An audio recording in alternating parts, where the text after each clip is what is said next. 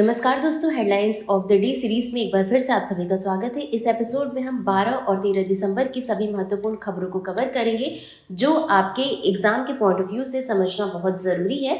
लेकिन एपिसोड की शुरुआत करेंगे हमेशा की तरह एक मोटिवेशनल कोट के साथ। तो कोट देख लेते हैं। कोट है, अपने मूल्यों और सिद्धांतों से कभी समझौता न करें, भले ही इसके लिए आपको कठिन रास्ता अपनाना पड़े।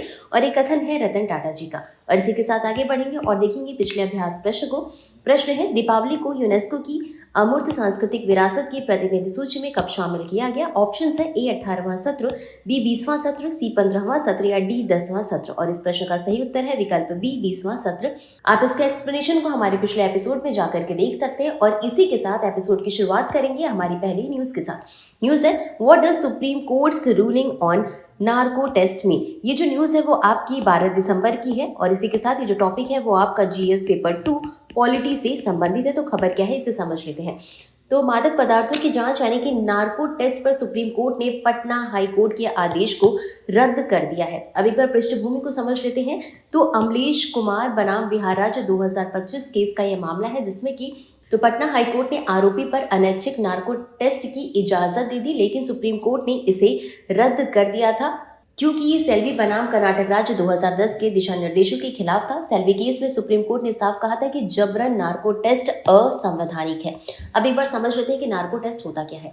तो नार्को टेस्ट दरअसल एक ऐसी प्रक्रिया है जिसके दौरान ये उम्मीद की जाती है कि जो भी व्यक्ति इस जांच से गुजर रहा है, जो भी आरोपी है, वो छिपे हुए तथ्यों को उजागर करेगा और उसे एक दवा दी जाती है सोडियम पेंटोथल और उसका सेवन कराया जाता है। और उसके बाद वो जो व्यक्ति होता है वो बेहोश हो जाता है, जिससे कि उसकी झिझक और तर्क क्षमता कम हो जाती है। हालांकि यह एक अहिंसक विधि है जो कि पॉलीग्राफ या ब्रेन मैपिंग जैसी विधियों की ही समान है। हालांकि संवैधानिक आधार पर आपत्ति भी जताई गई है। तो संविधान के अनुच्छेद 20 के खंड 3 में आत्म अपराध के विरुद्ध संरक्षण का प्रावधान है, जिसका सीधा सा अर्थ ये है कि किसी भी अपराध के आरोपी व्यक्ति को अपने विरुद्ध गवाह बनने के लिए बाध्य नहीं किया जाएगा।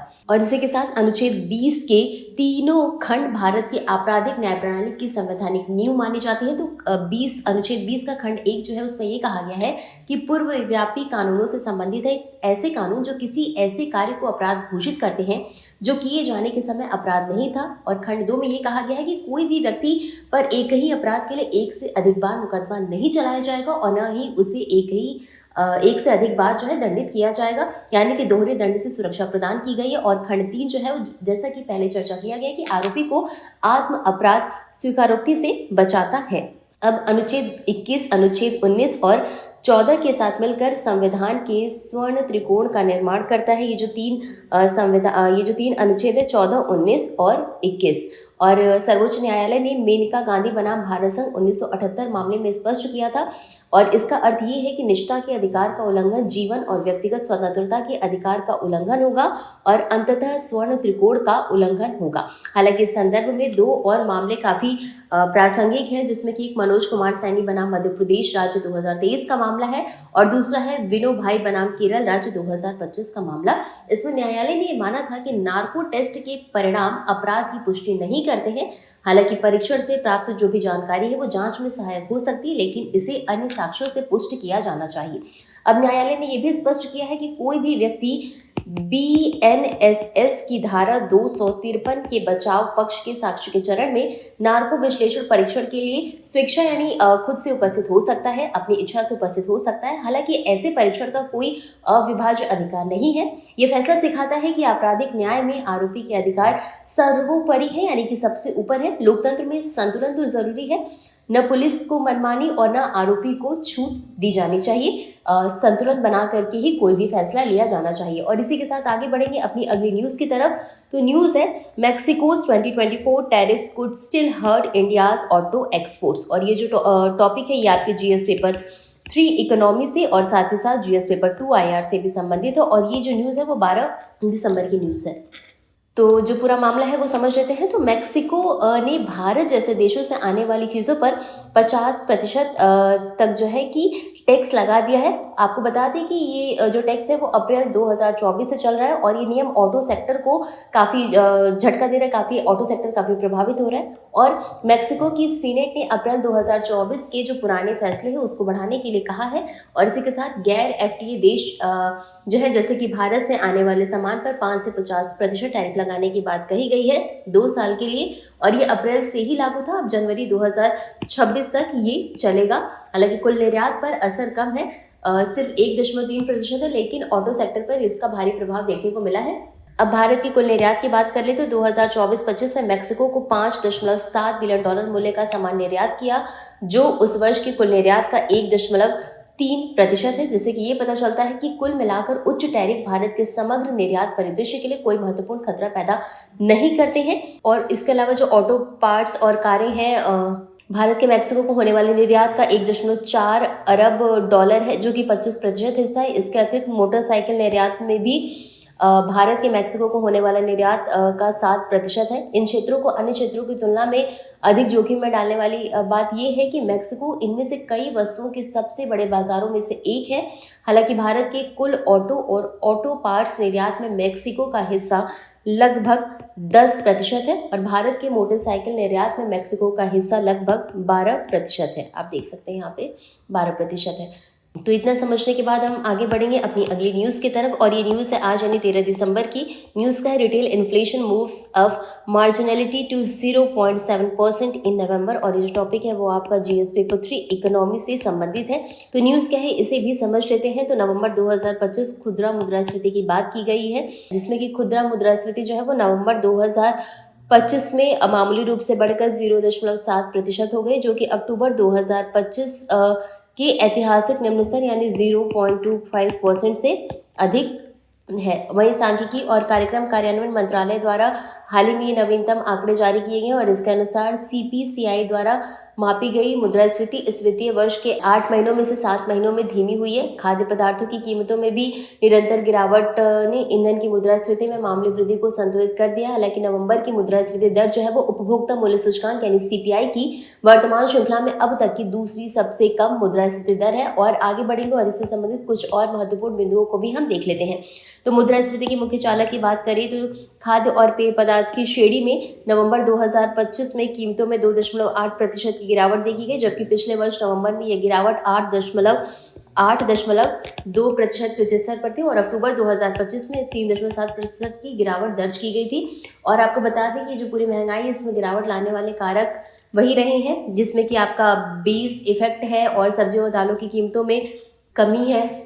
विशेष रूप से इसमें आलू, प्याज और टमाटर की कीमतों में गिरावट आई है, जिसके चलते खाद्य मुद्रास्फीति जो है वो 3.9% की इसमें कमी देखने को मिली है। खाद्य पदार्थ की टोकरी में खाद्य तेलों की कीमतों में भारी वृद्धि देखी गई। हालांकि कुल मुद्रास्फीति जो है वो 7.9% तक गिर गई है और खाद्य पदार्थों की कीमतों में ये जो गिरावट है इसने ईंधन की मुद्रास्फीति में तेजी के प्रभाव को संतुलित कर दिया, जैसे कि हमने डिस्कस करा। और ये नवंबर 2025 में अक्टूबर के 2% की तुलना में बढ़कर 2.3% हो गई है, जबकि पिछले वर्ष नवंबर में इसमें 1.8% की गिरावट आई थी।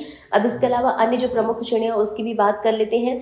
तो खाद्य तेलों में वृद्धि हुई, सरसों नारियल तेल में जो है कि इसमें मुद्रास्फीति देखने को मिली है। इसके अलावा पान, तंबाकू और नशीले पदार्थ की श्रेणी में मुद्रास्फीति नवंबर 2025 में इसके अलावा पान, तंबाकू और नशीले पदार्थों की श्रेणी में मुद्रास्फीति नवंबर 2025 में बढ़ करके अक्टूबर के 2.9% 3% हो गई है। और दूसरी ओर कपड़े और जूते में भी 1.5% की मामूली गिरावट देखने को मिली है। और इसके अलावा आवास मुद्रास्फीति जो है नवंबर 2025 में लगभग अपरिवर्तित यानी कि 2.95% रही, जबकि अक्टूबर में यह 2.96% थी। और इतना समझने के बाद आगे बढ़ेंगे अपनी अगली न्यूज़ की तरफ। न्यूज़ है सेंटर लाइकली टू रीब्रांड मनरेगा एज पूज्य बापू ग्रामीण रोजगार योजना। और ये जो टॉपिक है वो आपका इस स्कीम से रिलेटेड है, साथ ही आपका जीएस पेपर 3 इकोनॉमी से भी संबंधित है। और ये भी आज की न्यूज़ है 13 दिसंबर की।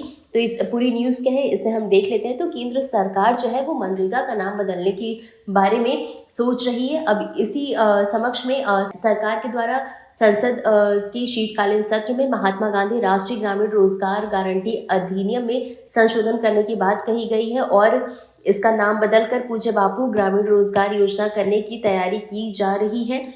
और इसी के साथ इससे संबंधित जो विधेयक है उसके पेश किए जाने की भी संभावना है। अब जो संशोधित विधेयक है उसको शुक्रवार को केंद्रीय मंत्रिमंडल की बैठक में मंजूरी मिल गई है और मूल विधेयक संसद के द्वारा 25 अगस्त 2005 को पारित किया गया था। अब ये जो पूरी योजना है इसके तहत प्रत्येक वित्तीय वर्ष में उन परिवारों को 100 दिन तक का रोजगार दिया जाता था, सुनिश्चित किया जाता था जिनके वयस्क सदस्य अकुशल शारीरिक श्रम करने के लिए स्वेच्छा से यानी अपनी मर्जी से आगे आते हैं। और सरकार ने जो प्रस्ताव किया इसे बढ़ाकर 125 दिन करने की बात की गई, यानी कि पहले जो था इसमें 100 डेज थे और अब इसे 125 दिन करने की बात की जा रही है। वहीं पिछले 5 वर्षों के दौरान प्रति परिवार रोजगार के दिनों की औसत संख्या जो है वो 50.35 दिन थे। आपको बता दें कि 2022 में सरकार ने पूर्व केंद्रीय ग्रामीण विकास सचिव अमरजीत सिन्हा की अध्यक्षता में एक पैनल नियुक्त किया गया था जिसका काम था कि वो योजना की समीक्षा करे, विशेष रूप से अंतर्राज्यीय भिन्नताओं को, यानी कि अंतर्राज्य पे जो भी भिन्नता देखने को मिल रही है उसकी समीक्षा करे। अभी जो संशोधित विधेयक है इसमें पैनल की सिफारिश को ध्यान में रखा गया है और राज्य के जो आर्थिक सूचकांक है उसके आधार पर बहिष्करण खंड शामिल करने की भी संभावना जताई जा रही है। और इसी के द्वारा सरकार ने यह भी कहा है कि इस योजना के वित्त पोषण पैटर्न में भी बदलाव किए जाने की संभावना है। अब इसी के साथ आगे बढ़ेंगे अपनी अगली और अंतिम न्यूज की तरफ। न्यूज है census 2027 to cost 11,718 crore rupees, no separate budget earmarked for NPR। ये जो टॉपिक है आपका पॉपुलेशन से संबंधित है, साथ ही साथ ये आपका टॉपिक ये इकोनॉमी से भी संबंधित है। तो न्यूज़ क्या है इसे समझ लेते हैं। तो केंद्रीय मंत्रिमंडल ने शुक्रवार को 11,718.24 करोड़ रुपए की लागत से भारत की जनगणना 2027 आयोजित करने के प्रस्ताव को मंजूरी दे दी है। हालांकि 2019 के विपरीत इस बयान में राष्ट्रीय जनसंख्या रजिस्ट्री यानी NPR को भी अपडेट करने के लिए एक अलग बजटीय आवंटन का उल्लेख नहीं किया गया है, जो कि देशव्यापी राष्ट्रीय नागरिक रजिस्टर यानी NRC के निर्माण का पहला कदम है। मोबाइल एप्लीकेशन का उपयोग करके डेटा को एकत्र किया जाएगा। जनगणना प्रक्रिया की वास्तविक समय में निगरानी के लिए जनगणना प्रबंधन और निगरानी प्रणाली नामक एक समर्पित पोर्टल विकसित किया जाएगा।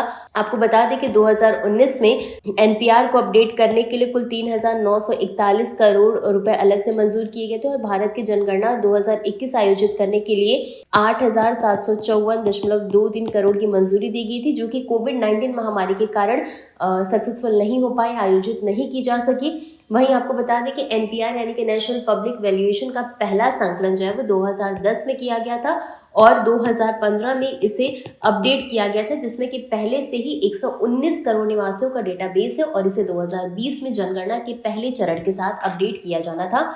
ये स्वतंत्र भारत में पहली डिजिटल जनगणना होगी जो जातिगत गणना करने वाली पहली जनगणना होगी। हालांकि स्थानीय स्तर पर लगभग 18,600 मजबूत तकनीकी कर्मचारियों को लगभग 550 दिनों के लिए काम पर लगाया जाएगा।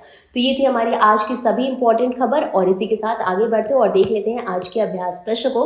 प्रश्न है नवंबर 2025 में भारत की खुदरा मुद्रास्फीति CPI आधारित कितनी रही? आपके ऑप्शन है A 0.25%, B 0.50%, C 0.70% या D 1.25%। और इस प्रश्न का उत्तर आपको हमेशा की तरह कमेंट बॉक्स में देना है। इस प्रोग्राम की PDF को आप हमारे Telegram channel next IAS Hindi पर जाकर के डाउनलोड कर सकते हैं। आज के लिए बस इतना ही, मिलते हैं अगले एपिसोड में इसी तरह कुछ अहम और ज़रूरी खबरों के साथ। तब तक के लिए धन्यवाद।